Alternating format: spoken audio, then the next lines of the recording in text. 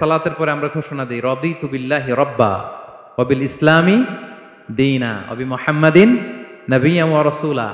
আমরা আল্লাহকে রব হিসেবে পেয়ে খুশি, আমরা ইসলামকে দিন হিসেবে পেয়ে খুশি। তো আমরা রাসূল সাল্লাল্লাহু আলাইহি ইসলামকে নবী এবং রাসূল হিসেবে পেয়ে খুশি। তার মানে প্রত্যেক সালাতের পরে আমরা কি করি? এটার অ্যানাউন্সমেন্ট দেই। তো ইসলাম এমন একটা ধর্ম যেখানেই মানবতা বিপন্ন সেখানেই ইসলাম হাজির। তো আজকে আমরা লেবার রাইটস ইন ইসলাম, ইসলামে শ্রমিকের কি অধিকার, শ্রমিকদের যে রাইটস আছে, অধিকার আছে, এটা নিয়ে ইসলাম কি বলে, এই টপিকে আমরা কথা শুনবো ইনশাআল্লাহ বিইذনিল্লাহ। সম্মানিত শুধু আমি শুরুতেই কালামুল্লাহ মাজিদের একটি আয়াত তেলাওয়াত করেছি, সূরাতুল ইনশিকাকের 6 নম্বর আয়াত, যেখানে আল্লাহ তাআলা ইরশাদ করছেন, ইয়া আইয়ুহাল ইনসানু ইন্নাকা কাদিহুন ইলা রাব্বিকা কাদহান ফামুলাকি। অর্থাৎ হে মানুষ, তুমি তোমার রবের কাছে পৌঁছা পর্যন্ত কঠোর পরিশ্রম করতে হবে, অতঃপর তুমি তার সাক্ষাৎ লাভ করবে। আমাদের আলটিমেট গোল হচ্ছে আমরা আল্লাহর কাছে ফিরে যাব, ঠিক কিনা বলেন? কেউ মারা গেলে আমরা কি বলি? ইন্না লিল্লাহি ওয়া ইন্না ইলাইহি রাজিউন। আমরা আল্লাহর জন্য এবং আল্লাহর দিকেই আমরা ফিরে যাব। তো আল্লাহ বলেন, ইন্নাকা কাদিহুন ইলা রাব্বিকা কাদহান ফামুলাকি। হে মানুষ, তুমি তোমার রবের কাছে পৌঁছা পর্যন্ত কঠোর পরিশ্রম করতে হবে, তারপরে তুমি তোমার রবের সাক্ষাৎ পাবে। তার মানে এই দুনিয়াটা হচ্ছে পরিশ্রমের জায়গা, প্রিয় ভাইরা। এখানে পরিশ্রম না করলে সফলতার দেখা মিলে না। বাঁচতে হলে, সারভাইভ করতে হলে, টিকে থাকতে হলে আপনাকে পরিশ্রম করতে হবে। এই পৃথিবীতে কেউ কাউকে জায়গা করে দেয় না, এখানে জায়গা করে নিতে হয়, ঠিক কিনা বলেন? আপনি যদি পরিশ্রম করেন, পরিশ্রমে যে ঘাম ঝরে শরীর থেকে, পরিশ্রমের ঘামে জন্ম নেয় সফলতার বীজ। আপনি যখন হাড় ভাঙা পরিশ্রম করবেন, এই পরিশ্রমে যে লোনা পানি বেরোবে, যে ঘাম বেরোবে, এই ঘামেই জন্ম নেয় সফলতার বীজ। এবং সফলতার কোনো শর্টকাট হয় না, প্রিয় ভাইরা। অনেকে অল্পতে সফল হতে চায়, শর্টকাট খুঁজে, আছে না নাই? না, সফলতার জন্য আপনাকে লং কাটে যেতে হবে। ওখানে কোনো লিফট থাকে না, সিঁড়ি বেয়ে উঠতে হয়। অনেকে চায় যে সফলতার লিফটে উঠবো, সুইচ চাপবো, সাকসেসফুল ইন লাইফ। না, এত সহজ না, আপনাকে সিঁড়ি বেয়ে উঠতে হবে। তাহলে পরিশ্রমের কোনো বিকল্প নেই। এই দুনিয়াটা হচ্ছে পরিশ্রমের জায়গা, সংগ্রামের জায়গা। আপনি সফল হতে হলে আপনাকে পরিশ্রম করতে হবে, করতেই হবে। আর পরিশ্রমে কোনো লজ্জা নেই। আমি বিভিন্ন আমার আলোচনায় বলি, কাজে লজ্জা নেই। কিসে লজ্জা নেই? আওয়াজ করে বলুন সবাই। কাজে লজ্জা নেই। লজ্জা হচ্ছে অলসতায়, লজ্জা হচ্ছে হাত পাতায়, লজ্জা হচ্ছে অকর্মণ্যতায়। কাজে লজ্জা আছে? লজ্জা কিসে বলেন সবাই? লজ্জা হচ্ছে অলসতায়, অকর্মণ্যতায়। যারা কাজ না করে ফুটানি মারে, ওইটাতে লজ্জা। অনেকে আছে ফুটানি মারে, আছে না নাই? কাজ করে না, শো অফ, ফুটানি। এই ফুটানিতে লজ্জা, কিন্তু পরিশ্রমে কোনো লজ্জা নেই। এজন্য আল্লাহ তাআলা বললেন, ইয়া আইয়ুহাল ইনসান ইন্নাকা কাদিহুন ইলা রাব্বিকা কাদহান ফামুলাকি। হে মানুষ, তোমার রবের কাছে পৌঁছা পর্যন্ত তোমাকে পরিশ্রম করতে হবে, হাড় ভাঙা পরিশ্রম করে আমার কাছে আসতে হবে, তবেই সফলতা মিলবে। অন্য আয়াতে আল্লাহ তাআলা বলছেন, লাকাদ খালাকনাল ইনসানা ফি কাবাদ। নিশ্চয়ই মানুষকে আমি কষ্ট এবং পরিশ্রম নির্ভর করে তৈরি করেছি। এই পৃথিবীতে টিকে থাকতে হলে তাকে পরিশ্রম করতে হয়, কষ্ট করতে হয়। এবং দুনিয়ার এই সাইকেলটা যদি দেখেন, দিন এবং রাতের যে সাইকেল, রাতকে আল্লাহ বানিয়েছেন ঘুমের জন্য, রেস্ট নেওয়ার জন্য, বিশ্রামের জন্য। আর দিনকে আল্লাহ বানিয়েছেন কর্মচঞ্চল করে, কাজের জন্য। দিনের মধ্যে কর্মস্পৃহা আছে। আল্লাহ তাআলা সূরা নাবাতে বলছেন, ওয়াজআলনান নাহারা মাআশা। আমি দিনকে বানিয়েছি কর্মচঞ্চল। দিনে আপনি কাজ করবেন, হাড় ভাঙা পরিশ্রম করবেন, তবেই সফলতা ধরা দিবে, ঠিক কিনা বলেন? তাহলে প্রথমে আমরা জানলাম এই পৃথিবীতে পরিশ্রম করতেই হবে, পরিশ্রমের কোনো বিকল্প নেই। সফল হতে চাইলে কি করতে হবে? আওয়াজ করে বলবেন, কি করতে হবে? এবং ইসলাম এই পরিশ্রমকে উৎসাহিত করে, পরিশ্রমের মাধ্যমে যে ইনকাম, এটাকে উৎসাহিত করে। বিষ্ণু ঈসা ইসলাম বলেন, মা আকালা আহাদুন তাআমান কাত্তু খায়রান আইয়াকুলা মিন আমালি ইয়াদাই। মানুষ পরিশ্রম করে তার দুই হাত দিয়ে উপার্জন করে যে জীবিকা নির্বাহ করে, এর চেয়ে শ্রেষ্ঠ জীবিকা পৃথিবীতে আর নেই। আল্লাহু আকবার। আপনারা যারা কষ্ট করে ঘাম ঝরিয়ে উপার্জন করেন, এই পৃথিবীতে এর চেয়ে শ্রেষ্ঠ উপার্জন আর হতে পারে? পরিশ্রম করে ঘাম ঝরিয়ে আপনি যে রিজিক এর বন্দোবস্ত আপনার হয়, এই খাবারের চেয়ে শ্রেষ্ঠ খাবার পৃথিবীতে হতে পারে? এরপর বিষ্ণু সাল্লাল্লাহু আলাইহি ওয়াসাল্লাম বললেন, ওয়া ইন্না নাবিয়াল্লাহি দাউদ আলাইহিস সালাম কানা ইয়াকুলু মিন আমালি ইয়াদিহি, আল্লাহর নবী দাউদ আলাইহিস সালাম তিনি নিজ হাতের উপার্জন থেকে খেতেন। সুবহানাল্লাহি বিহামদি।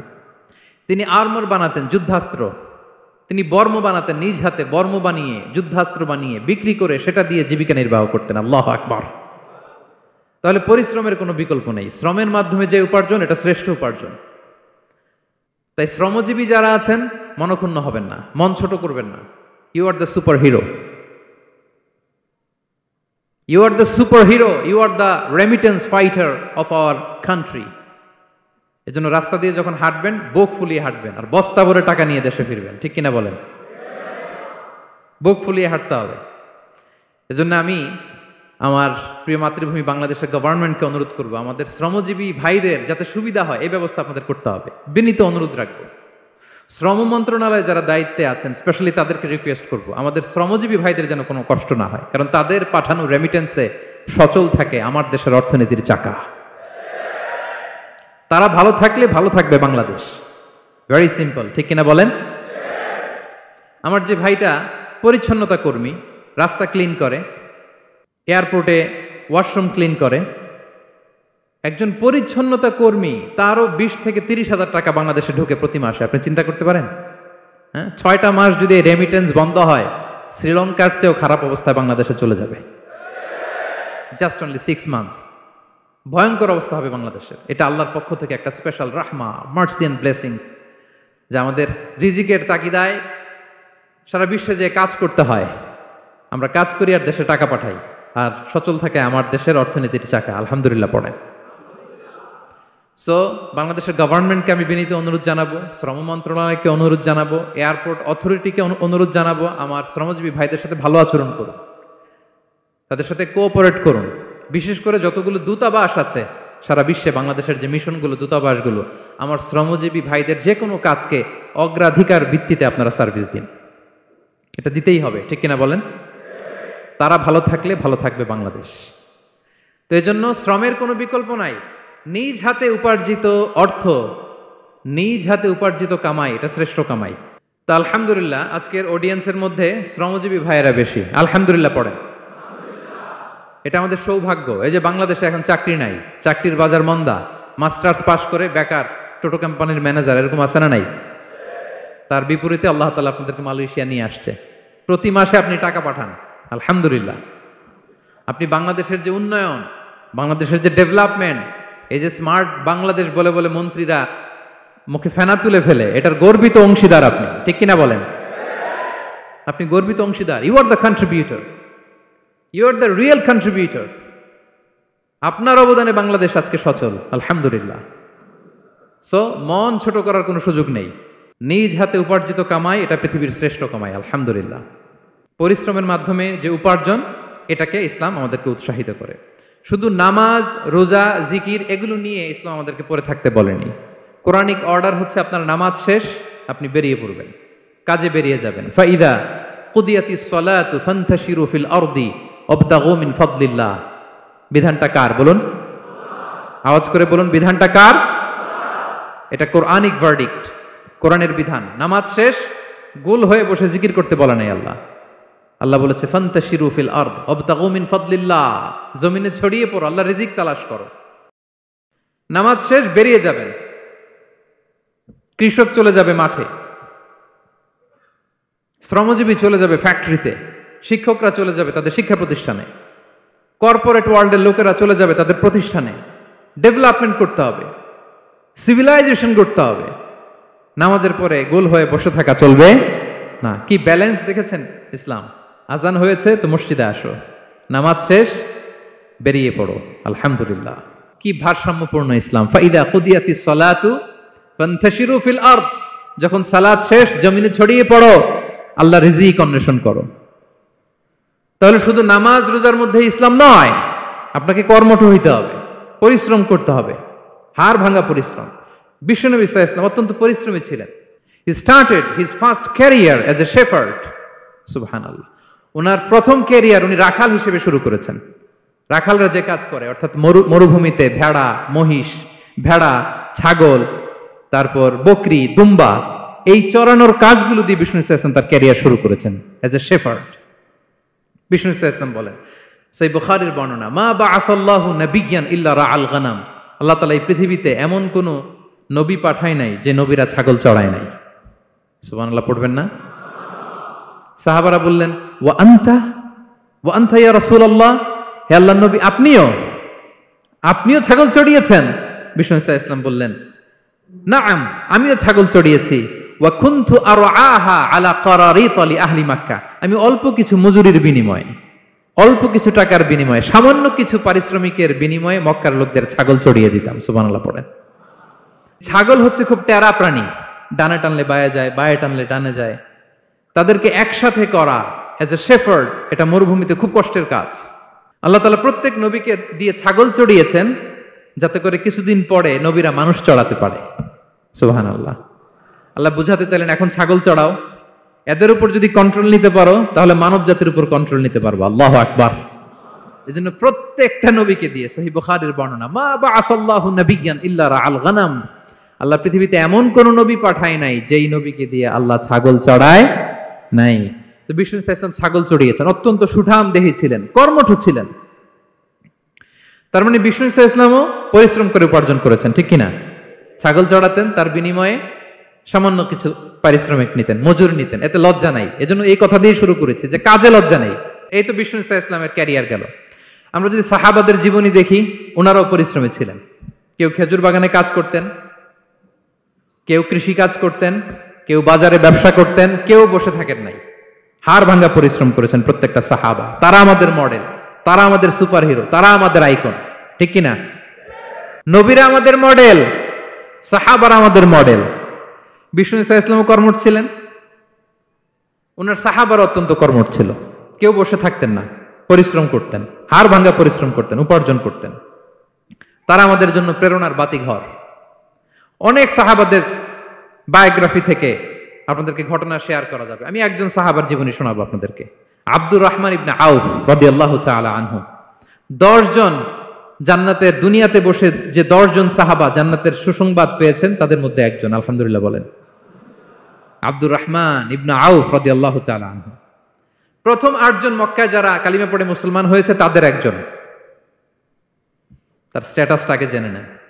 তো তিনি যখন মক্কা থেকে হিজরত করে মদিনায় গেলেন, মনে রাখবেন মক্কা থেকে যে সাহাবার বাড়ি ঘর ছেড়ে হিজরত করেছে তাদেরকে বলে মহাজির, মানে হিজরতকারী সাহাবা।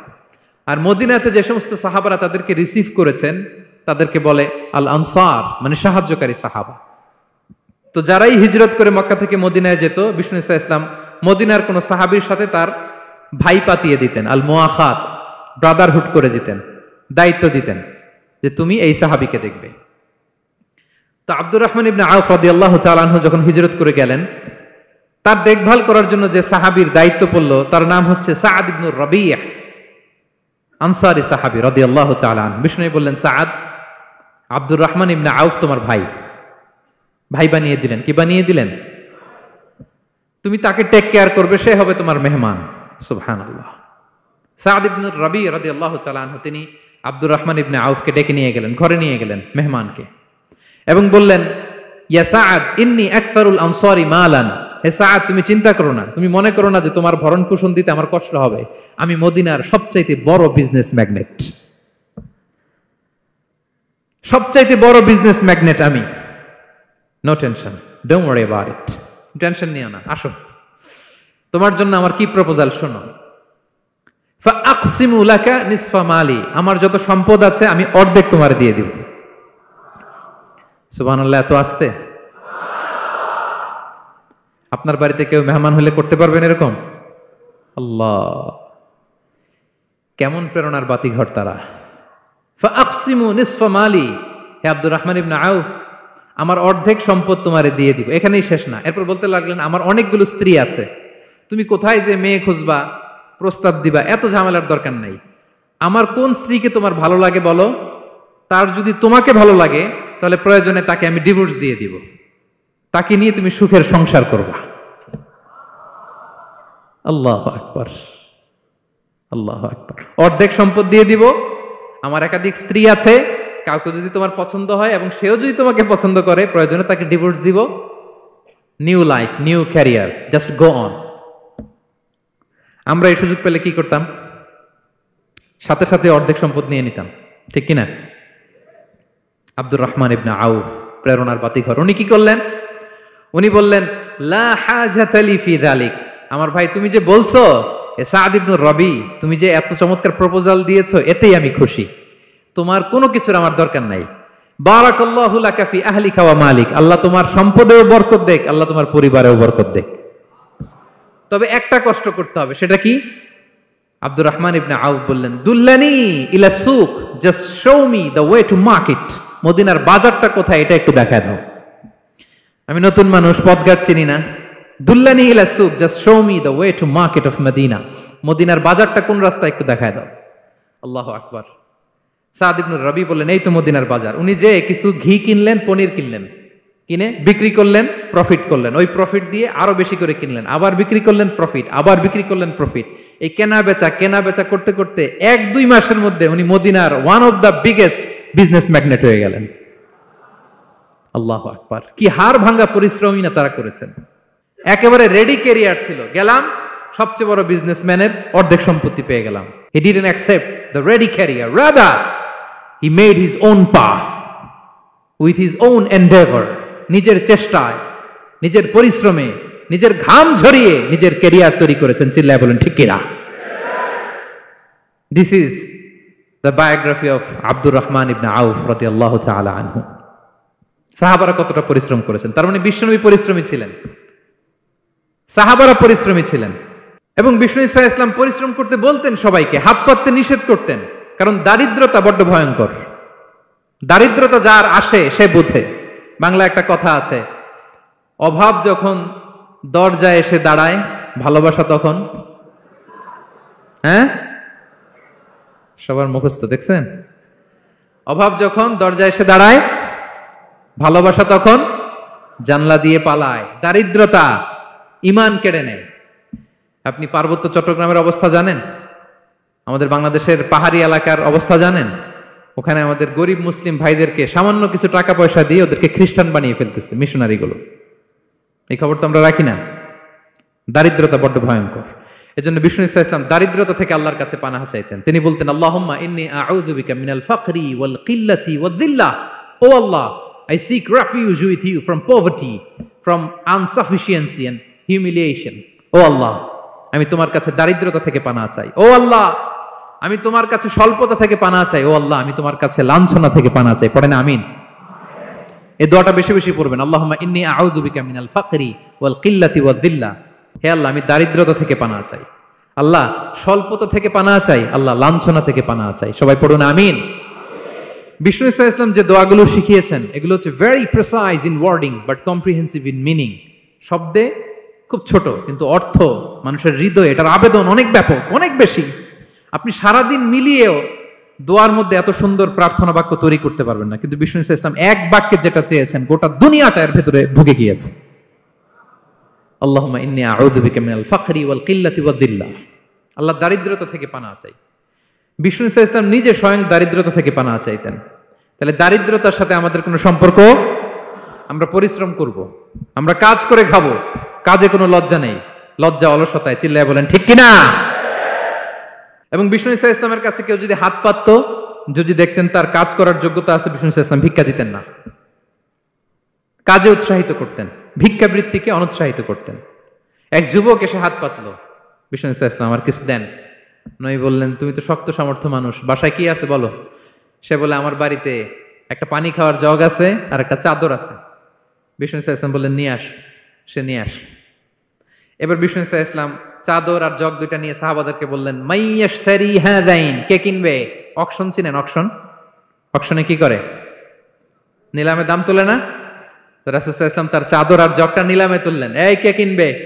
মাইয়াশতারি হাযাইন, মাইয়াশতারি হাযাইন। একজন বলল, ফাকালা রাজুল আনা আখিযুহুমা বিদিরহাম, ইয়া রাসূলুল্লাহ, আমি 1 দিরহামে কিনবো। কয় দিরহাম?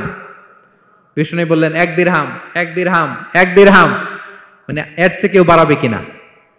মাইয়াজিদু আলা যালিক, এর চেয়ে বাড়ায় দিবা কে? আরেক সাহাবী বলল, ইয়া রাসূলুল্লাহ, আমি 2 দিরহামে কিনবো।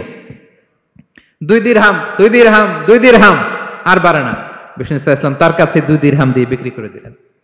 2 দিরহাম নিয়ে যুবককে বললেন, নাও এই 1 দিরহাম দিয়ে কিছু খাবার কিনে তোমার ফ্যামিলিকে দিয়ে আস, আরেক দিরহাম দিয়ে একটা কুঠার কিনে নিয়ে আস। তো যুবক কুঠার কিনে আনলো। ফাওয়াদাআ লাহু আর-রাসূল সাল্লাল্লাহু আলাইহি ওয়াসাল্লাম ইয়াদান, রাসূল সাল্লাল্লাহু আলাইহি ওয়াসাল্লাম নিজ হাতে ওই কুঠারের একটা হাতল লাগাই দিলেন কাঠের। কারণ শুধু কুঠার দিয়ে তো হবে না, একটা হাতল থাকতে হবে না। বিষ্ণু সাল্লাল্লাহু আলাইহি ওয়াসাল্লাম ওনার মোবারক হাতে, বরকতময় হাতে ওই কুঠারে একটা হাতল লাগাই দিলেন। এবার বললেন, যাও 1 দিরহাম দিয়ে কুঠার, আরেক দিরহাম দিয়ে খাবার কিনে আনো।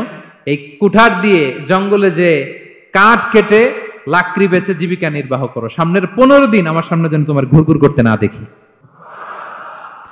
এ বেচারা গেল, 1 দিরহাম দিয়ে ফ্যামিলিতে খাবার দিল, আর লাকড়ি নিয়ে কাঠ কাটতে না কাটতে কয়েকদিনের ব্যবধানে ও 10 দিরহাম কামাই ফেলছে। আস্তে আস্তে আস্তে আস্তে সে স্বাবলম্বী হয়ে গেল। এরপর একবার বিষ্ণু সাল্লাল্লাহু আলাইহি ওয়াসাল্লামের কাছে আসছে। বিষ্ণু সাল্লাল্লাহু আলাইহি ওয়াসাল্লাম তারে বলে, মানুষের কাছে হাত পাতার চেয়ে, দুয়ারে দুয়ারে ভিক্ষা করার চেয়ে তোমার মতো এরকম কাঠ কেটে, জঙ্গলে কাঠ কেটে বাজারে বিক্রি করা অনেক ভালো। আল্লাহু আকবার। এই হচ্ছে বিষ্ণু সাল্লাল্লাহু আলাইহি ওয়াসাল্লামের ক্যারেক্টারিস্টিক্স। তিনি ভিক্ষাবৃত্তিকে অনুৎসাহিত করতেন। এই যে গল্পটা, what is the moral of the story, কি শিখলাম? 1 নম্বর যেটা শিখলাম, তিনি কাজ করে খেতে উৎসাহিত করেছেন। চাইলেই বিষ্ণু সাল্লাল্লাহু আলাইহি ওয়াসাল্লাম ওই 2টা জিনিস বিক্রি করে 2 দিরহাম দিয়ে বলতে পারতেন, যাও 2 দিরহাম দিয়ে খাবার কিনো। ওই বেলা খেয়ে রাতের বেলা আরেক দুয়ারে যে ভিক্ষা করতো, ঠিক কিনা বলেন? কথা বুঝতেছেন? 2 দিরহাম দিয়ে যদি খাবার কিনতো, তো দুপুরে খেয়ে রাতে কি করতো? আবার হাত পাততো। সেটা করে নাই, কাজ করে খেতে উৎসাহিত করেছেন এবং স্থায়ী সমাধান করে দিয়েছেন। কারণ কাজ কাজই, কাজে কোনো ছোট বড় নাই। আছে? কাজে কোনো ছোট বড় আছে না। তাহলে ইসলাম আমাদেরকে পরিশ্রমী হতে শেখায়, কর্মমুখী হতে শেখায়। ইসলাম কতটা কর্মমুখী ধর্ম দেখেন। বিষ্ণু ইসলাম বলেন, ইন কামাতিস সাআ ওয়া ফি ইয়াদি আহাদিকুম ফাসিলা, কেউ যদি দেখে কিয়ামত হয়ে যাচ্ছে, কি হয়ে যাচ্ছে? সবাই বলুন। কেউ যদি দেখে কিয়ামত হয়ে যাচ্ছে আর তার হাতে একটা চারা বীজ আছে, গাছের চারা। কি আছে? গাছের চারা। সে গাছের চারা রোপণ করতে গেছিল, ওদিকে যায় দেখে কিয়ামত শুরু হয়ে গেছে। বিষ্ণুনবী বলেন, ফাইন ইসতাতাআ আন লা তাকুমা হাত্তা ইয়াগরিসাহা ফালইয়াগরিসহা, সে যদি পারে কিয়ামত হওয়ার আগেই ওটা রোপণ করে দিতে, সেজন্য তাড়াতাড়ি করে রোপণ করে দেয়। আল্লাহু আকবার। ইসলাম কতটা কর্মমুখী ধর্ম। কিয়ামত শুরু হয়েছে, বিষ্ণু বলেন তার উপর কিয়ামত আসার আগে সে যদি চান্স পায়, চারা বীজটা যেন রোপণ করে দেয়। আর আমরা এখন আখিরুজ্জামান, দাজ্জাল আসবে, কিয়ামত হয়ে যাবে, 2025 সালেই হবে, এগুলো বলে কাজকর্ম সব বন্ধ করে দিচ্ছে। এরকম ডাকাইতে আছে না নাই? হ্যাঁ বলেন, আছে না নাই? তা আখিরুজ্জামান কি আপনারা এটা শিখায়, এই লেসন শিখায়? আখিরুজ্জামান আসবে, দাজ্জাল আসবে, তো আপনার সমস্যা কি? দাজ্জাল আসবে দেখেই তো আপনাকে বিজনেস করে এমন টাকা কামাইতে হবে যাতে করে দাজ্জাল আসলে আমি আমার অর্থ দিয়ে মুজাহিদিন ভাইদেরকে সহায়তা করতে পারি। দাজ্জাল আসবে তো আপনার প্রবলেম কি? আপনার বডি বিল্ডিং করতে হবে, আপনার ফ্যামিলিকে তারবিয়া দিতে হবে, আপনার সোসাইটিকে সমৃদ্ধ করতে হবে, আপনাকে সভ্যতার কারিগর হইতে হবে। আপনার সব কাজ আপনি আরো বাড়াই দিবেন দাজ্জালের প্রশ্ন আসলে। এখন দাজ্জাল আসবে, 25 সালেই আসবে, 26 সালেই কিয়ামত হবে। কি হবে ক্যারিয়ার দিয়ে? আর কি হবে ব্যবসা করে? এরকম আছে না নাই? এরকম করা যাবে?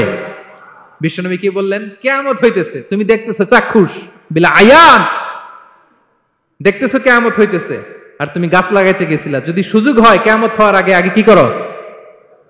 গাছ লাগাও। সুবহানাল্লাহ পড়বেন না? প্রিয় ভাইয়েরা, আমরা যেন পরিশ্রমী হই, আমরা যেন কর্মঠ হই, আমরা যেন অলস না হই। বিষ্ণু ইসলাম অলসতা থেকে আল্লাহর কাছে পানাহ চাইতেন। আল্লাহ আমাদেরকে বোঝার তৌফিক দান করুক, আমরা পড়ি আমিন। আল্লাহ নবী সাল্লাল্লাহু আলাইহি ওয়াসাল্লাম শুধু পরিশ্রম করতে বলেছেন এমন নয়, তিনি পরিশ্রমীদেরকে পছন্দ করতেন। এক সাহাবীর সাথে তিনি মুসাফা করলেন, দেখলেন হাতটা বড্ড খসখসে, তিনি শ্রমজীবী সাহাবী। এটা যখন তিনি শুনতে পেলেন, তিনি পরম মমতায় আলতো করে ওই শ্রমিক সাহাবীর হাতে তিনি চুমু খেলেন। আল্লাহু আকবার। এবং ওনার আন্ডারে যারা কাজ করত তাদের সাথে বিষ্ণু ইসলামের যে আচরণ, ওনার যে শ্রমিক, ওনার যে খাদেম, তাদের সাথে বিষ্ণু ইসলামের যে ডিলিং শুনলে আপনি অবাক হয়ে যাবেন, অবাক হয়ে যাবেন। আপনি কারো ব্যাপারে যদি রিয়েল ইনফরমেশন চান, আপনি কয়েকটা জায়গায় নক করতে হবে। 1 নাম্বার, ধরেন যে একজন বড় সাহেব, তার আসল তথ্য যদি চান, তার বউকে জিজ্ঞেস করেন। কারে জিজ্ঞেস করবেন? ওয়াইফকে জিজ্ঞেস করবেন, স্ত্রীকে, আসল তথ্য পাবেন। 2 নাম্বার, তার বাড়ির দারোয়ানকে জিজ্ঞেস করবেন। কাকে? 3 নাম্বার, তার ঘরের কাজের বুয়া, সব জানে উনি, ওই কাজের বুয়া থেকে রিপোর্ট নেবেন, ঘরে যে কাজ করে। 4 নাম্বার, তার ড্রাইভার, দারোয়ান, কাজের বুয়া, ওয়াইফ, এদের কাছ থেকে যদি আপনি জিজ্ঞেস করেন, ফলের বিড়াল বেরিয়ে আসবে। ঠিক কিনা বলেন? তো আসেন বিষ্ণু ঈসা ইসলামের যে খাদেম, কর্মচারী, তারা একটু জিজ্ঞেস করি বিষ্ণু ঈসা ইসলামের আচরণ কেমন ছিল। বিষ্ণু ঈসা ইসলামের খাদেমের নাম হচ্ছে আনাস রাদিয়াল্লাহু আনহু। আলহামদুলিল্লাহ, খাদিমুর রাসূলিল্লাহ, বিষ্ণু ঈসা ইসলামের খাদেম। আসেন ওনাকে জিজ্ঞেস করি যে বিষ্ণু ঈসা ইসলামের আচরণ কেমন ছিল। আনাস রাদিয়াল্লাহু তাআলা আনহু বলেন, খাদিমতুন নবিয়্যা 10 সিনিন, আমি বিষ্ণু ঈসা ইসলামের 10 বছর খেদমত করেছি, 1-2 বছর না, 10 বছর বিষ্ণু ঈসা ইসলামের খেদমতে আমি নিয়োজিত ছিলাম। ফামা ক্বালা লি লিমা সানা'তা ওয়ালা লিমা লা সানা'তা, 10 বছরের মধ্যে একদিনও কখনো বলে না, এ আনাস এটা কেন করলা, এ আনাস এমনটা কেন হলো, এটা কেন করলা না, একদিনের জন্য বলে নাই। কেন এটা করছো, কেন এটা করো নাই, এরকম কোনো প্রশ্ন আমাকে কোনোদিন করে নাই। সুবহানাল্লাহ। আনাস রাদিয়াল্লাহু তাআলা আনহু কি ভুল করেন নাই? করছেন। ছোট মানুষ তো, একেবারে ছোট বাচ্চা ছিলেন। ওনার আম্মা যখন আনাস রাদিয়াল্লাহু তাআলা আনহুকে নিয়ে আসছে, বিষ্ণু ঈসা ইসলাম মক্কা থেকে হিজরত করে মদিনায় আসলেন, সবাই বিশ্বনবীকে ঘিরে ধরলো, সবাই বিশ্বনবীকে সালাম দেয়, মুসাফা করে, হাদিয়া দেয়। আনাসের মা চোখের পানি ছাড়ে, বিশ্বনবীর কাছে লজ্জায় এসে বলে, ইয়া রাসূলুল্লাহ, সবাই আপনাকে উপহার দেয়, সবাই আপনাকে হাদিয়া দেয়, আমি আপনারে কি হাদিয়া দেব? হাদিয়া দেওয়ার মতো কিছু নাই আমার এই কলিজার টুকরা আনাস ছাড়া, আমি আনাসকেই আপনারে হাদিয়া দিয়ে দিলাম। ইয়াখদুমুকা ইয়া রাসূলুল্লাহ, হে নবী, আনাস আপনার খেদমত করবে, আপনার অজুর পানি এনে দিবে, আপনার মেসওয়াকটা এনে দিবে, আপনার জুব্বাটা এনে দিবে, আমি আমার কলিজার টুকরা, আমার নাড় ছেঁড়া ধন আনাসকেই আপনারে উপহার দিয়ে দিলাম। আনাস রাদিয়াল্লাহু তাআলা বিষ্ণু ঈসা ইসলামের সাথে থাকতেন, অজুর পানি এনে দিতেন, জামা এনে দিতেন। বিষ্ণু বললেন, আনাস আমার ওই জুব্বাটা নিয়ে আসো। ছোট্ট আনাস জুব্বা আনতে যে মদিনার বাচ্চারা খেলতেছে, আমাদের দেশে যে খেলে, কুতকুত খেলে, চারা খেলে, এইটা খেলে, সেইটা খেলে, ওই খেলাধুলা দেখে নবীর জামা আনার কথা উনি ভুলে গেলেন, বাচ্চাদের সাথে দাঁড়িয়ে খেলা দেখতে আরম্ভ করলেন। এখন সময় গড়িয়ে অনেক হয়ে গেল, আনাসও আসে না, জুব্বাও আসে না। ঘটনা কি? বিষ্ণু ইসলাম বললেন, যাই নিজের জামা নিজে নিয়ে আসি। তো বের হলেন, যে দেখে সর্বনাশ, আনাসকে পাঠাইছি জুব্বা আনতে, আনাস দেখি এদিকে খেলার মধ্যে মগ্ন হয়ে আছে। বিষ্ণু ইসলাম কিছুই বললেন না, চুপ করে যে উনিও আনাসের পিছনে এভাবে দাঁড়িয়ে রইলেন, কিছুই বলে না। তো আনাস খেলা একবার এদিকে দেখে, একবার ওদিকে দেখে, একবার এদিকে ঘুরতে ঘুরতে হঠাৎ দেখে পিছনে কে? স্বয়ং বিশ্বনবী। আল্লাহ, বিশ্বনবীর দেখে তো আনাস রাদিয়াল্লাহু তাআলার কলিজাটা এখানে চলে আসছে ভয়। হায় হায়, আজকে খবর আছে, হায় হায়, আমার না জুব্বা আনতে বলছিল, আমি কি কাজ করলাম? ভয়ে আটকে উঠছে। বিষ্ণু ঈসা ইসলাম ধমক দেয় নাই, পিট্টি দেয় নাই, কিছু করে নাই, শুধু একটা মুচকি হাসি দিয়েছে। আনাস রাদিয়াল্লাহু তাআলা আনহু বলে, বিশ্বনবীর সেই দিনের মুচকি হাসির শাসন মৃত্যুর আগ পর্যন্ত আমাকে সোজা রাস্তায় রেখেছে, আর ডানে বায়ে করি নাই কোনোদিন। তার মানে শাসন করতে জানলে ব্যাট মারা লাগে না, শাসন করতে জানলে গায়ে হাত তোলা লাগে না, শাসন করতে জানলে মুচকি হাসি দিয়েও শাসন করা যায়। ঠিক কিনা বলেন? বিশ্বনবীর মুচকি হাসির শাসন আনাস রাদিয়াল্লাহু তাআলা আনহুকে আজীবন সোজা রাস্তা রেখেছে। তাহলে শ্রমজীবীদেরকে বিষ্ণু ইসলাম কতটা সম্মান করতেন, শ্রদ্ধা করতেন, ভালোবাসতেন, বুঝতে পারছেন সবাই? প্রিয় ভাইয়েরা, লেবার রাইটস ইন ইসলাম, ইসলামী শ্রমিকের অধিকার। শ্রমিকদেরকে ইসলাম কমপক্ষে 7টা অধিকার দিয়েছে। কয়টা? 1 নাম্বার, ইসলাম একজন শ্রমিককে প্রথম যে অধিকারটা দিয়েছে সেটা হচ্ছে কাজ শেষে, শ্রম শেষে তার পারিশ্রমিকের অধিকার, মজুরি পাওয়ার অধিকার, কাজ শেষে বেতন পাওয়ার অধিকার। কাজ করেছেন তো আপনি বেতন পাবেন, এটা আপনার অধিকার। বেতন বা পারিশ্রমিক এটা একটা কর্মজীবীর অধিকার। আপনার কোম্পানির মালিক যে আপনার বেতন দেয়, এটা কি দয়া করে? করুণা? তো এটা যদি করুণা হয়, সে যে আপনার কাজ করে দেয়, এটাও তো করুণা, এটা তো আর বড় করুণা। কি বলেন? আপনি যে স্যালারি পে করেন, এটা যদি করুণা হয়, সে যে পরিশ্রম করে, সে তো আরো বড় করুণা করে আপনারে, তার কারণে তো আপনার কোম্পানি টিকে আছে। ঠিক কিনা বলেন? তাহলে এটা করুণা নয়, এটা শ্রমিকের অধিকার। এবং বিশ্বনবী সাল্লাল্লাহু আলাইহি ওয়াসাল্লামের সেই ঐতিহাসিক বাণী, তিনি বলেছেন, আতুল আজীরা আজরাহু ক্বাবলা আন ইয়াজিফা আরাকু, ঘাম শুকিয়ে যাওয়ার আগে শ্রমিককে তার পারিশ্রমিক বুঝিয়ে দাও। সুবহানাল্লাহ, বিশ্বনবীর ঐতিহাসিক বাণী। এখন জাতিসংঘ আমাদেরকে শিখায় যে শ্রমিকের মজুরি দিতে হবে, অন টাইমে দিতে হবে, স্যালারি দিতে হবে, এই করতে হবে, সেই করতে হবে। মানবাধিকারের কর্মীরা আমাদেরকে শিখায়, তারা শিখানোর 1500 বছর আগে বিশ্বনবী সাল্লাল্লাহু আলাইহি ওয়াসাল্লামের ঐতিহাসিক বাণী, তিনি বলেছেন, আতুল আজীরা আজরাহু ক্বাবলা আন ইয়াজিফা আরাকু, শ্রমিকের ঘাম শুকাবার আগে তার মজুরি পেমেন্ট করে দাও। সুবহানাল্লাহ বিহামদিহি। ঘাম শুকিয়ে যাওয়ার আগে মানে অন টাইম, দ্রুততম সময়ে শ্রমিককে তার মজুরি দিয়ে দাও, তার বেতন দিয়ে দাও। যারা শ্রমিককে তার পারিশ্রমিক অন টাইমে দেয় না, স্যালারি অন টাইমে পে করে না, টালবাহানা করে, গরিমসি করে, তাদের ব্যাপারে বিষ্ণু সাল্লাল্লাহু আলাইহি ওয়াসাল্লাম কি বলেন? বিষ্ণু বলেন 3 শ্রেণীর ব্যক্তি, সালাসাতুন আনা খাসমুহুম ইয়াউমাল কিয়ামা, 3 শ্রেণীর ব্যক্তির বিরুদ্ধে আমি বিশ্বনবী কিয়ামতের দিন আল্লাহর কাঠগড়ায় মামলা দায়ের করব।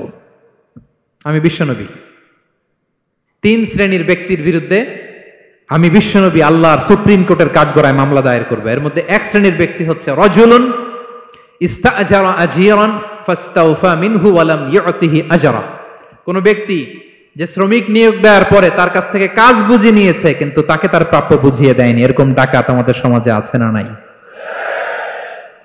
কাজ ঠিকই বুঝে নিছে কিন্তু তার প্রাপ্যটা বুঝিয়ে দেয়। বিশ্বনবী বলেন তার বিরুদ্ধে আমি মামলা দায়ের করব। প্রিয় ভাইরা, বুঝে থাকলে উত্তর দেন।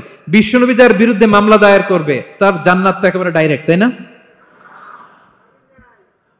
হ্যাঁ, সুন্দর বলছে একজন, তার কোনো জামিন নাই, ঠিক কিনা বলেন?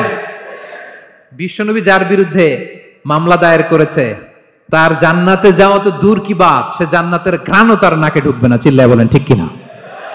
এই জন্য খবরদার, শ্রমিককে তার শ্রম নেয়ার পরে তার পারিশ্রমিক দিয়ে দেন, তার ঘাম শুকিয়ে যাওয়ার আগে মানে অন টাইম। এটা নিয়ে কোনো টালবাহানা করা যাবে তা না হলে বিশ্বনবী তার বিরুদ্ধে মামলা দায়ের করবে। তার মানে 1 নম্বর অধিকার বুঝে পাইছেন? আপনি যে কাজ করেন, কাজের বিনিময়ে যে পারিশ্রমিক পান, যে স্যালারি পান, এটা আপনার অধিকার। এটা করুণা নয়, এটা অনুকম্প নয়, এটা কোনো দয়া নয়, ইটস ইউর রাইট। এটা আপনার অধিকার। আওয়াজ করে বলুন তো গলা ফুলিয়ে, এটা আপনার কি? 2 নাম্বার, একটা শ্রমিককে ইসলাম যে অধিকার দেয় সেটা হচ্ছে চুক্তি মাফিক সকল সুযোগ সুবিধা প্রাপ্তির অধিকার। অর্থাৎ একজন এমপ্লয়ার যখন তার এমপ্লয়িকে নিয়োগ করে, একটা এমপ্লয়মেন্ট কন্ট্রাক্ট থাকে না? এমপ্লয়মেন্ট কন্ট্রাক্ট বুঝেন তো? একটা চুক্তিপত্র থাকে, এখানে ফিক্স করা থাকে ওয়ার্কিং আওয়ার্স, কয় ঘন্টা আপনি কাজ করবেন, আপনার জব স্পেসিফিকেশন, কি করবেন কি করবেন না, আপনার স্যালারির ব্যাপারে থাকে, কত স্যালারি দিবে, কখন দিবে, আবার আপনি ওভার টাইম করলে এক্সট্রা পে করবে, আপনি রেগুলার কাজ করলে ঘন্টায় per hour 20 ringgit, overtime করলে 40 রিঙ্গিট। তারপর আপনি কখন ব্রেক নেবেন, একটা ব্রেক থাকে না যে এই টাইমে একটা ব্রেক দিতে হবে, এগুলো মিউচুয়াল আন্ডারস্ট্যান্ডিং এ এমপ্লয়মেন্ট কন্ট্রাক্টে থাকে। আপনি হলিডে কখন করবেন, ছুটি থাকতে হবে। টানা 7 দিন কাজ করানো যাবে বলেন? না, আন্তর্জাতিকভাবে এটা নিষিদ্ধ। টানা 7 দিন কোনো কাজ নাই, 1 দিন তার হলিডে থাকতে হবে, তার অ্যানুয়াল লিভ থাকতে হবে। Right to rest and leisure, বিশ্রামের একটা সময় লাগবে। এই যে 1 মে আন্তর্জাতিক শ্রমিক দিবস, এটা শুরু হয়েছে কিভাবে? ইউনাইটেড স্টেটস অফ আমেরিকার শিকাগোতে 1986 সালে এই কাজের বিরুদ্ধেই তারা আন্দোলন করেছিল। টানা 7 দিন তাদেরকে দিয়ে গাদার মতো খাটুনি খাটাতো, দাসের মতো তাদের সাথে আচরণ করা হতো। তারা আন্দোলন শুরু করেছিল, 8 জনকে গুলি করে নিহত করা হয়েছিল। সেখান থেকে এই মে দিবস। কিন্তু বিষ্ণু ঈসা ইসলাম 1500 বছর আগে এই শ্রমিকদের অধিকারের ব্যাপারে সোচ্চার ছিলেন। আলহামদুলিল্লাহ বলেন।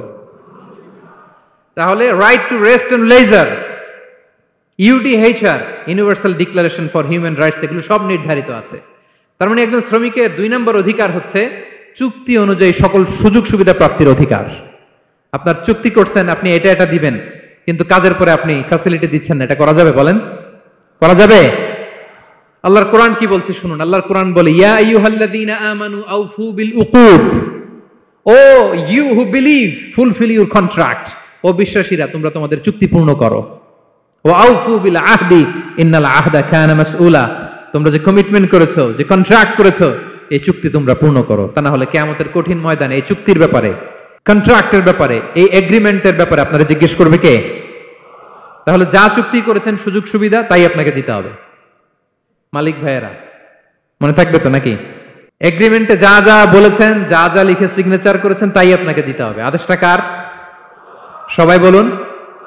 আপনি মন চাইলে হায়ার করবেন, এরপরের দিন ফায়ার করবেন, এরকম করা যাবে? হ্যাঁ, চাইলে হায়ার ফায়ার, মন যা চায় তা করবেন, এটা করা চলবে না।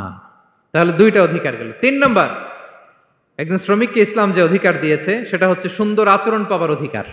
তিনি আপনার ফ্যাক্টরির ওয়ার্কার, আপনার স্টাফ, এজন্য যা মনে চায় তা আচরণ করবেন, দাসের মতো আচরণ করবেন। এটা করা যাবে? আওয়াজ করে বলেন, করা যাবে? বিষ্ণু ঈসা ইসলাম ইন্তেকালের আগে পুরা উম্মাকে 2টা বিষয় ওসিয়ত করেছেন। আওয়াজ করে বলুন তো কয়টা? এক নাম্বার হচ্ছে নামাজ। এক নাম্বার কি? আসসালাত। আসসালাত, রুহু বের হওয়ার আগে, ইন্তেকালের আগে বিষ্ণু বলেন আসসালাত, আসসালাত, নামাজ, নামাজ। উম্মতেরা নামাজের ব্যাপারে সতর্ক হও। দুই নাম্বার তিনি বলেছেন ওয়ামা মালাকাত আইমানুকুম, তোমাদের অধীনস্থ যারা আছে তাদের ব্যাপারে সচেষ্ট হও, তাদের প্রতি সদয় হও, তাদের সাথে খারাপ আচরণ করো না। এটা কখন বলছেন? জুমার খুতবার সময়, সাহাবীদের সাথে গল্প করার সময়, বিবিদের সাথে আলোচনার সময়। কখন? Just right before his death. এখনই রুহু বেরোবে, ইন্তেকালের আগে তিনি বলেছেন উম্মতেরা আসসালাত, নামাজ, উম্মতেরা ওমা মালাকাত আইমানুকুম, তোমাদের কর্মচারীদের সাথে খারাপ আচরণ করো না। তাহলে 3 নাম্বার হচ্ছে শ্রমিকদের সুন্দর আচরণ পাবার অধিকার, তাদের সাথে খারাপ আচরণ করা যাবে না। বিষ্ণু ইসলাম শ্রমিকদের রাইটস, অধিকারের ব্যাপারে এতটা সোচ্চার ছিলেন, বিদায় হজের মতো, বিদায় হজের যে বাণী, যে ভাষণ, এই ঐতিহাসিক ভাষণেও বাদ যায়নি শ্রমজীবীদের কথা। সুবহানাল্লাহ পড়েন। বিদায় হজের ভাষণে বিষ্ণুনবী বলেছেন আরিকাকুম, আরিকাকুম আতইমুহুম মিম্মা তাকুলুন ওয়াকসুহুম মিম্মা তালবাসুন। খবরদার ও আমার উম্মতেরা, এই ভাষণের পরে আর বড় কোনো ভাষণ আমার পক্ষ থেকে তোমরা পাবে না। তোমাদের কর্মজীবী, তোমাদের শ্রমিক, তোমাদের ওয়ার্কার, তোমাদের স্টাফদের ব্যাপারে সাবধান থাকো। তোমরা যা খাবে তাদেরও তা খাওয়াবে, তোমরা যা পড়বে তাদেরও তা পড়তে দিবে, তাদের প্রতি তোমরা সদয় হবে। বিদায় হজের বাণী তো বিষ্ণু ইসলাম আপনাদের কথা ভুলে নাই। আলহামদুলিল্লাহ পড়েন। কি রহমতের নবী ছিলেন, কি মায়ার নবী ছিলেন। শ্রমজীবীদেরকে বিষ্ণু ইসলাম এতটা ভালোবাসতেন। তাহলে 3 নাম্বার যে অধিকার ইসলাম একজন শ্রমিককে দেয় সেটা হচ্ছে সুন্দর আচরণ পাওয়ার অধিকার। দেখবেন যে মালিক বা যে এমপ্লয়ার ভালো আচরণ করে, সব শ্রমিককে তাকে ভালোবাসে, তার জন্য দোয়া করে। আপনি মালিক হয়ে অসুস্থ, দেখবেন আপনার ওয়ার্কার গুলো জায়নামাজ বিছিয়ে সেজদায় পরে আপনার জন্য কাঁদে। এরকম আছে না নাই? মালিক হলে তো এরকম মালিক হইতে হবে, এমপ্লয়ার হলে তো এরকম হওয়া চাই, ঠিক কিনা বলেন? তাহলে আমরা শ্রমজীবীদের সাথে ভালো আচরণ করব, পারা যাবে তো ইনশাআল্লাহ?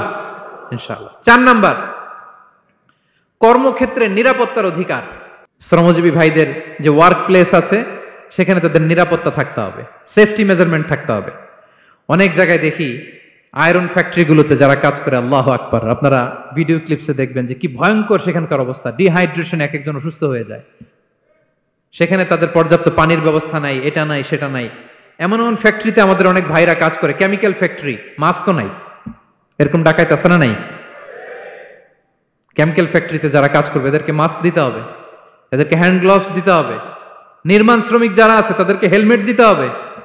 প্রত্যেকটা ফ্যাক্টরিতে ফায়ার এক্সটিংগুইশার লাগবে, আগুন লাগলে অগ্নি নির্বাপক যে যন্ত্র, এগুলোর দরকার আছে না নাই বলেন? গাদার মতো ঢোকার জায়গা নাই, বেরোয়ার জায়গা নাই, সেফ এন্ট্রি নাই, সেফ এক্সিট নাই। হাজার হাজার মানুষ কাজ করে, আগুন লাগলে সব পুড়ে ছাই। এরকম হয় না? প্রিয় ভাইরা বলেন, আওয়াজ করে বলেন, হয় না এরকম? অহরহ আমরা দেখি বাংলাদেশে অগ্নি নির্বাপক যন্ত্র নাই। না, এটা করা যাবে না। আগুন লাগলে কিভাবে আপনি আগুন নেভাবেন, কিভাবে তাদের সেফটি সিকিউরিটি এনশিওর করবেন, এগুলো সব আগে থেকে নির্ধারণ থাকতে হবে। তাহলে 4 নাম্বার হচ্ছে নিরাপত্তা অ্যাজ এ এমপ্লয়ার, এটা আপনাকে এনশিওর করতে হবে। 5 নাম্বারে সাধ্যের বাইরে কোনো কাজে বাধ্য না করার অধিকার। সাধ্যের বাইরে কিছু আপনি তার উপর চাপিয়ে দিতে পারবেন, এমন হেভি ওয়ার্কলোড দিতে পারবেন না যেটা তার শরীরে কুলায় না। এরকম ডাকাইত আছে যে পারে না, তারপরে তার উপর কাজ চাপিয়ে দেয়, আছে না নাই বলেন? বলেন। ওয়ার্কারের স্বাস্থ্যহানি হয়, অঙ্গহানি হয়, এবং এমন ছোট ছোট বাচ্চাদের দিয়ে কাজ করায়, শিশু শ্রম, এটা তো আইনত দণ্ডনীয় অপরাধ। এটা করা যাবে না। এগ্রিমেন্টে, চুক্তিতে আপনি যা করাবেন, যেভাবে করাবেন, যা চান সার্ভিস, ওইটাই করাইতে হবে। এবং আল্লাহর বিধান এটা, লা ইউকাল্লিফুল্লাহু নাফসান ইল্লা উসআহা। আল্লাহ সাধ্যের বাইরে বান্দার উপরও কোনো কিছু চাপিয়ে দেয় না। এটা samely applicable to the worker. বিষ্ণু ইসলাম বলেন ওয়ালা ইউকাল্লাফু মিনাল আমালি ইল্লা মা ইউতিক। সাধ্যের বাইরে কোনো ওয়ার্কারকে অতিরিক্ত কোনো কাজ চাপিয়ে দেয়া যাবে না। ফাইন কাল্লাফাহু, যদি তাকে সাধ্যের বাইরে কোনো কাজ চাপিয়ে দিতে হয়, মা ইয়াগলিবুহু, যেটা তার জন্য কষ্ট হয়ে যায়, ফাল ইউইনহু আলাই, এই কাজে তাকে সাহায্য করতে হবে। মালিক হয়ে আপনার হাত লাগাতে হবে, অথবা এক্সট্রা ম্যান পাওয়ার নিতে হবে, ওয়ার্ক ফোর্স নিতে হবে। সুবহানাল্লাহ পড়েন।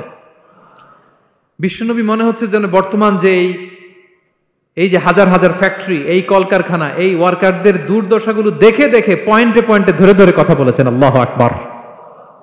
যদি সাধ্যের বাইরে কিছু চাপিয়ে দিতে হয়, তাহলে তাকে সহায়তা করতে হবে। তাহলে 5 নাম্বার শ্রমিকের অধিকার হচ্ছে সাধ্যের বাইরে কোনো কাজে বাধ্য না করার অধিকার। আপনি বাধ্য করতে পারবেন না। কটা গেল? 5টা। মাশাআল্লাহ, খুব মনোযোগী শ্রোতা।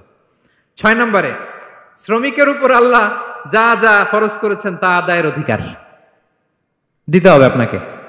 সালাতের সময় হলে তাকে নামাজ পড়তে দিতে হবে। নন মুসলিম হলে এটা ভিন্ন ইস্যু। তখন আপনি চেষ্টা করবেন একটা মুসলিম কোম্পানিতে যাওয়ার, মুসলিম মালিকের আন্ডারে যাওয়ার, অথবা তাদেরকে সবাই মিলে অ্যাপ্লিকেশন করে বুঝাবেন যে সামান্য ফরজ নামাজটুকু পড়ার অনুমতি, পারমিশন আমরা চাই। কিন্তু কোনো মুসলিম এমপ্লয়ার নামাজের জন্য বাধা দিতে পারবে না। রমজান মাসে রোজা রাখা শ্রমিকের জন্য ফরজ না? অনুমতি দিতে হবে। নারী কর্মীদেরকে, যারা নারী কর্মী আছে তাদেরকে পর্দার অনুমতি দিতে হবে, হিজাবের অনুমতি দিতে হবে। মালিক তো দূরের কথা, আমাদের বাংলাদেশে অনেক বিশ্ববিদ্যালয়ের শিক্ষকরাই অনুমতি দেয় না। এরকম ডাকাত শিক্ষক আছে না নাই? এরকম জালেম বাংলাদেশে আছে না নাই? ঢাকা বিশ্ববিদ্যালয় চিন্তা করা যায়, মুসলিমদের টাকা দিয়ে যে বিশ্ববিদ্যালয়, ওখানে আমার বোনেরা পর্দা করে যেতে পারে না, আমার মুসলিম বোনেরা হিজাব পড়তে পারে না, নেকাব পড়তে পারে না। এই অধিকার কি শিক্ষককে দেওয়া হয়েছে? কথা বলেন না, never. You never can do that. একটা রেগুলার ড্রেস কোড থাকবে, এটা সবাই মানবে। এটার উপরে দিয়ে সে চাদর পরবে না ওড়না পরবে না হিজাব পরবে না ব্লেজার পরবে, এটা নিয়ে নাক গলানোর ক্ষমতা কোনো শিক্ষকের নাই। চিল্লায় বলেন ঠিক কিনা? তাহলে আপনার কর্মস্থলে মুসলিম নারীরা যদি কাজ করে, নারী কর্মীদের জন্য পর্দার ব্যবস্থা করতে হবে। ঠিক কিনা বলেন? হালাল ফুড খাওয়ার ব্যবস্থা থাকতে হবে। ওয়াইন খাওয়ানো যাবে না, ড্রিঙ্কস করানো যাবে না, পর্ক খাওয়ানো যাবে না। ঠিক কিনা বলেন? আপনার কোম্পানিতে আপনার শ্রমিককে দাড়ি রাখতে চাইলে দাড়ি রাখার অনুমতি দিতে হবে। ঠিক কিনা বলেন? দাড়ি রাখা ওয়াজিব। দাড়ি রাখা কি? কোন মতে সুন্নাতে মুআক্কাদা, যেটাই আমরা বলি, একজন মুসলিমের জন্য এটা আবশ্যক। দাড়ি রাখতে বাধা দেয়া যাবে? আমাদের বাংলাদেশে দেয়? হ্যাঁ, কোন কোম্পানি দেয়? কোন কোম্পানি দেয় বলেন? হ্যাঁ, আরম। এই পাওয়া গেছে আরম। কিছুদিন আগে দাড়ি রাখবে বলে এক ছেলেকে কর্মচ্যুত করেছে। এরকম আছে না নাই? করা যাবে? করা যাবে বলেন? না। দাড়ি রাখার অনুমতি দিতে হবে, নারীদেরকে হিজাব করার অনুমতি দিতে হবে। এটা অধিকার, এটা অধিকার। শ্রমিকের উপর আল্লাহ তাআলা যা যা ফরজ করেছে এটা আদায়ের অধিকার তাকে দিতে হবে। আলহামদুলিল্লাহ বলেন। 7 নাম্বার, সর্বশেষ, সামাজিক নিরাপত্তা লাভের অধিকার, সোশ্যাল সিকিউরিটি। শ্রমিকের পুঁজি হচ্ছে তার শ্রম, তার জীবন যৌবন সব দিয়ে আপনার ফ্যাক্টরিরে একেবারে শীর্ষে নিয়ে গেল, শেষ জীবনে আপনি মালিক তারে ভুলে গেলেন। এরকম আছে না নাই? নো। তার জন্য সোশ্যাল সিকিউরিটির ব্যবস্থা করতে হবে। অনেক শ্রমিক ভাইরা আছে সারা জীবন ফ্যাক্টরির জন্য কাজ করে শেষ বয়সে দুরারোগ্য ব্যাধিতে আক্রান্ত, তাদের খোঁজ খবর কেউ নেয় না। এটা গভর্নমেন্টের দায়িত্ব। গভর্নমেন্ট ফান্ড থেকে, কোম্পানির ফান্ড থেকে, অথবা কোনো যাকাত ফান্ড থেকে, অথবা কোনো এন্ডাওমেন্ট ফান্ড থেকে, অর্থাৎ ওয়াকাফের ফান্ড থেকে তাদের সোশ্যাল সিকিউরিটির ব্যবস্থা করতে হবে। সামাজিক নিরাপত্তা দরকার আছে না নাই বলেন? এটা আপনাদের অধিকার। এই 7টা অধিকার ইসলাম একজন শ্রমিককে দিয়েছে। তো শ্রমিককে ইসলাম শুধু অধিকারই দিয়েছে, মালিকের কোনো অধিকার নাই নাকি? এবার মালিকরা খেপে উঠছে। এতক্ষণ মালিকরা চুপচাপ, আমি দেখতেছি তো, এতক্ষণ যা যা বলতেছি মালিকরা চুপচাপ শুনতেছে। যখনই বলছি মালিকের অধিকার আছে না নাই, মালিকরা কয় আছে। হ্যাঁ, ইসলাম চেক এন্ড ব্যালেন্স করেছে। ইসলাম হচ্ছে ভেরি ব্যালেন্সড রিলিজিয়ান, ভারসাম্যপূর্ণ একটা জীবন ব্যবস্থা। শ্রমিকেরও দায়িত্ব আছে। শ্রমিকেরও কি প্রিয় ভাইয়েরা দায়িত্ব আছে। বিষ্ণু ঈসা ইসলাম বলেন, সালাসাতুন লাহুম আজরান। 3 শ্রেণীর ব্যক্তি আছে যাদেরকে আল্লাহ যে কোনো কাজ করলে ডাবল রিওয়ার্ড দিবে, ডাবল। আপনি নামাজ পড়লে যাওয়া সওয়াব, এক করলে দ্বিগুণ সওয়াব। এর মধ্যে এক শ্রেণীর হচ্ছে ওয়ালা আবদুল মামলুক ইদা আদ্দা হাক্কাল্লাহ ওয়া হাক্কা মাওয়ালি। ওই দাস যে তার আল্লাহর ইবাদত করে, আল্লাহর হকও পালন করে আর তার মনিবের হকও পালন করে। এখানে দাস বলতে শুধু আগের সময়ের দাসই নয়, বর্তমান সময়ের যারা কর্মজীবী তারাও। কোন কর্মজীবী সে যদি আল্লাহর বিধান, আল্লাহর হক আদায় করে, পাশাপাশি যার আন্ডারে সে কাজ করে তার হকও আদায় করে, বিষ্ণু ঈসা ইসলাম বলেন সব কাজে তার প্রতিদান হবে ডবল ডবল। পড়েন আল্লাহু আকবার। তাহলে শ্রমিকের দায়িত্ব হচ্ছে কোম্পানিকে যে সার্ভিস তার দেওয়া এটা পূর্ণাঙ্গ রূপে দিতে হবে। এটা হচ্ছে শ্রমিকের দায়িত্ব। 1 নম্বরের দায়িত্ব হচ্ছে লয়ালটি, আমানতদারিতা। 1 নম্বর দায়িত্ব কি? আপনি বেতন নেন আপনার বসের কাছ থেকে, কোম্পানির কাছ থেকে, কিন্তু সার্ভিস দেন আরেক কোম্পানির, হবে? বলেন, যার নুন খাই তার গুণ গাইতে হবে। আপনি যেই কোম্পানি থেকে স্যালারি নেন, সার্ভিস আপনার তাকে দিতে হবে, লয়ালটি থাকতে হবে, বিশ্বস্ততা, এটা জরুরি, এটা থাকতে হবে। আপনার মালিক আপনার কাছ থেকে এই লয়ালটি প্রাপ্য, সেজন্য আপনার উপর আস্থা রাখে, আপনার বস যেন আপনার উপর আস্থা রাখতে পারে, এইটা মালিকের অধিকার। কথা কি বুঝেন? হ্যাঁ, এবার শ্রমজীবী ভাইরা একটু ঠান্ডা হয়ে গেছে, দেখছেন চেক এন্ড ব্যালেন্স। কথা বলেন ঠিক কিনা? আপনার মালিক আপনার কাছ থেকে এটা প্রাপ্য, এটা তার অধিকার, বিশ্বস্ততা। ইন্না খায়রা মান ইস্তাজারতাল কবিউল আমিন। যাকে নিয়োগ দেওয়া হবে তার মধ্যে দুইটা কোয়ালিটি থাকতে হয়। কয়টা? মুসা আলাইহিস সালাম ফেরাউনের বাবুর্চিকে এক থাপ্পড় মারলেন রেগে মেগে। উনি থাপ্পড় মারছিলেন আদব শিক্ষা দেওয়ার জন্য, কিন্তু বেচারা সাথে সাথে মরে গেছে। উনি মারছিলেন আদব শিখানোর জন্য, বেচারা যে মরে যাবে মুসা আলাইহিস সালাম জানতেন না। এখন দেখে সব গুনাহ, সেটা তো মরে গেছে, অক্কা পাইছে। উনি দিলেন দৌড়, মুসা আলাইহিস সালাম দৌড়াতে দৌড়াতে প্রাণ ভয়ে চলে গেলেন আরেক সীমান্তে, মিশর ছেড়ে আরেক এলাকায়। যে দেখে কিছু লোক ধাক্কাধাক্কি করে তাদের উটগুলোকে পানি খাওয়াচ্ছে, আর দুইটা মেয়ে পাশে চুপ করে বসে আছে। উনি বুঝতে পারলেন মেয়েগুলো এই ইয়াং ছেলেদের সাথে ধাক্কাধাক্কি করে টিকতে পারবে না। উনি এগিয়ে গেলেন, বললেন তোমরা পানি খাওয়াবো ওটদেরকে? হ্যাঁ খাওয়াবো, আসো। উনি ওটগুলো নিয়ে সবাইকে সরিয়ে পানি খাইয়ে দিলেন, মেয়েরা চলে গেল।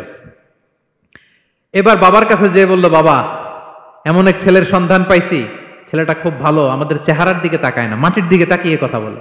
আজকে এই লোক না থাকলে আমরা আমাদের ওটগুলোকে পানি খাওয়াতে পারতাম না। আর ভিনদেশী লোক, আমরা চিনিও না। ইন্না খায়রা মান ইস্তাজারতাল কবিউল আমিন। বাবা কাজ করেন, আমাদের তো রাখাল লাগবে, আমাদের দেখভাল করার জন্য তো একজন সুপারভাইজার দরকার, এই ছেলেকে আপনি কাজে রেখে দেন। সুবহানাল্লাহ পড়বেন না? হ্যাঁ। বাবা বলল যাও নিয়ে আস। মেয়ে দুজন যে বলল আব্বার কাছে চলেন, আব্বা আপনার কথা বলবে, আপনার সাথে আলাপ করবে। মুসা আলাইহিস সালাম বললেন ঠিক আছে, তোমরা পেছনে পেছনে যাও, আমি তোমাদের আগে আগে যাই। তোমরা আমাকে বলবা যে ডানে না বায়ে না সামনে। সুবহানাল্লাহ পড়বেন না? কি চরিত্র, কি চরিত্র ছিল যাদের, যাতে করে তাদের দিকে তাকানো না লাগে, মুসা আলাইহিস সালামের নজর যেন তাদের দিকে না পড়ে। মুসা আলাইহিস সালাম বললেন আমি আগে যাই, তোমরা পিছন থেকে বলো ডানে না বায়ে, কোন গলি, কোথায় যাব। আল্লাহু আকবার। তো যাওয়ার পরে মুসা আলাইহিস সালামের সততা, এই বিশ্বস্ততা আর স্ট্রেংথ, শক্তি দেখে ওনাকে কাজে রেখে দিলেন মেয়ে দুইটার বাবা। সুবহানাল্লাহ বলেন। আর বললেন এত বছর কাজ করবা, পারিশ্রমিক হচ্ছে কাজ যখন শেষ আমার এক মেয়েরে তোমার কাছে বিয়ে দিয়ে দিব।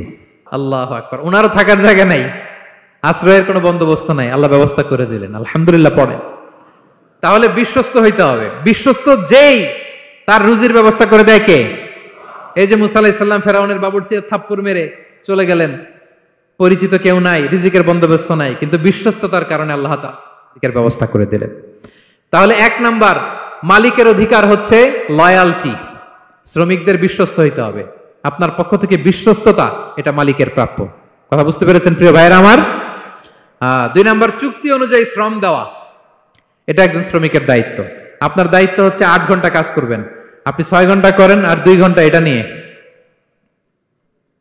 ইউটিউব, টিকটক, আচ্ছা হ্যাঁ এটা করা যাবে? 8 ঘন্টার যদি চুক্তি হয় আর আপনি যদি প্রতিদিন 6 ঘন্টা কাজ করেন, আপনি যে পারিশ্রমিক পাবেন এটা হালাল হবে? বলেন বলেন, আওয়াজ করে সবাই বলুন না, হালাল হবে না। আপনার চুক্তি অনুযায়ী আপনাকে শ্রম দিতে হবে, এবং এই চুক্তি অনুযায়ী শ্রম পাওয়াটা একজন মালিকের অধিকার। একজন মালিকের 3 নম্বর অধিকার হচ্ছে to work in a best manner possible. আপনার সাধ্যের সবটুকু উজাড় করে দিয়ে কোম্পানির জন্য কাজ করতে হবে। কোন কাজ করলে সর্বোচ্চ ওয়েতে করতে হবে, সবচেয়ে বেস্ট ম্যানারে করতে হবে। অনেকে আছে ধরি তো ধরি না, করি তো করি না, এরকম আছে না? নাই না, ইসলাম এটা বলে না। বিষ্ণু ইসলাম বলেন ইন্নাল্লাহা ইউহিব্বু ইযা আমিলা আহাদুকুম আমালান আইয়ুতকিনা। আল্লাহ তাআলা ওই কর্মচারীকে পছন্দ করে, আল্লাহ সুবহানাহু ওয়া তাআলা ওই কর্মচারীকে পছন্দ করে, ওই লোককে পছন্দ করে যে ব্যক্তি যখন কোনো কাজ করে ওটা মজবুত ভাবে করে, চমৎকার ভাবে করে, দ্য বেস্ট ওয়ে পসিবল, সুন্দরভাবে করে। এরকম কাজ করা যাবে তো? বলেন বলেন যাবে? এবং যে শ্রমিক, যে কর্মজীবী ভাইরা এইভাবে কাজ করে তারা মালিকের নজরে পড়ে যায় খুব তাড়াতাড়ি, ঠিক কিনা বলেন? তাদের বেতন বেড়ে যায় তাড়াতাড়ি, তাদের অবস্থা তাড়াতাড়ি ভালো হয়। 4 নম্বর অধিকার হচ্ছে আপনি আন্তরিকতার সাথে কাজ করবেন, আপনার মালিকের কোম্পানিকে নিজের কোম্পানি মনে করবেন। পারা যাবে? শ্রমিক ভাইয়েরা আমার, আমার কলিজার টুকরা শ্রমজীবী ভাইয়েরা, মালিকের কোম্পানিকে নিজের কোম্পানি মনে করা যাবে? হ্যাঁ, অনেকে দেখবেন যে নিজের গাড়িটা খুব সেফলি ড্রাইভ করে, কিন্তু বসের গাড়ি নিয়ে যখন ড্রাইভ করে তখন আর এই এক্সট্রা কেয়ার নাই। এরকম আছে না নাই? হ্যাঁ, নিজের জিনিস খুব দেখে শুনে রাখে, কিন্তু কোম্পানির জিনিস যখন ইউজ করে ওইখানে সেই দেখভাল তার নাই। এরকম আছে না নাই? এরকম করবেন আপনারা না। আপনি যে কোম্পানিতে কাজ করেন এটা নিজের কোম্পানি, ওইটার উত্তর সাকসেস সফলতার জন্য আপনাকে আন্তরিক হইতে হবে। তাহলে এই 4টা অধিকার আল্লাহ তাআলা প্রত্যেকটা মালিককে দিয়েছে। তাহলে চেক এন্ড ব্যালেন্স হয়েছে। কথা কি সবাই বুঝতে পারছেন? আলহামদুলিল্লাহ পড়েন। পুরো আলোচনার সামারি বলি 1 মিনিটে। 1 number lesson, takeaway message সাথে করে নিয়ে যাবেন, যেটা শুরুতে বলেছিলাম। 1 নাম্বার কথা হচ্ছে সফলতার জন্য পরিশ্রমের কোনো বিকল্প নেই। হাড় ভাঙা পরিশ্রম করতে হবে আমাদের ক্যারিয়ারের জন্য, আমাদের ব্যবসার জন্য, আমার চাকরির জন্য আমাদের হাড় ভাঙা পরিশ্রম করতে হবে। কারণ শ্রমে কোনো লজ্জা নেই, পরিশ্রমে কোনো লজ্জা নেই। ঠিক কিনা বলেন? লজ্জা কিসে? অলসতায়। আমরা অলস হব না, অকর্মণ্য হব না, হাত পাতবো না, আমরা পরিশ্রম করে খাবো। 2 নাম্বার কথা, নবীগণ এবং সাহাবাগণ অত্যন্ত পরিশ্রমী ছিলেন, কর্মঠ ছিলেন, তারা আমাদের আইকন। সো আমরাও পরিশ্রমী হব। ইসলাম শ্রমিকের ব্যাপারে, শ্রমিকের অধিকারের ব্যাপারে এত জোরালো বক্তব্য দিয়েছে, পৃথিবীর কোন ধর্ম এভাবে দেয় নাই। ঠিক কিনা? সো আমরা যারা মালিক আছি, আমরা যেন আমাদের অধীনস্থ শ্রমজীবীদের প্রতি সদয় হই, তাদের অধিকার আদায়ের জন্য আমরা সচেষ্ট হই। আর আমরা যারা শ্রমিক আছি, কর্মজীবী আছি, আমরা আমাদের মালিকের কোম্পানিকে যেন নিজের কোম্পানি মনে করি, আন্তরিকতার সাথে, লয়ালটির সাথে যেন আমরা কাজ করি। আল্লাহ তাআলা আমাদের কাজে, কর্মে, পরিশ্রমে, ক্যারিয়ারে, চাকরিতে, ব্যবসায় ভরপুর বারাকা দান করুক। আওয়াজ করে পড়ুন আমিন। হাযা মা ইনদি ওয়াল ইলমু ইনদাল্লাহ আলাইহি তাওয়াক্কালতু ওয়া ইলাইহি উনীব। ওয়াসসালামু আলাইকুম ওয়া রাহমাতুল্লাহি তাআলা ওয়া বারাকাতুহু।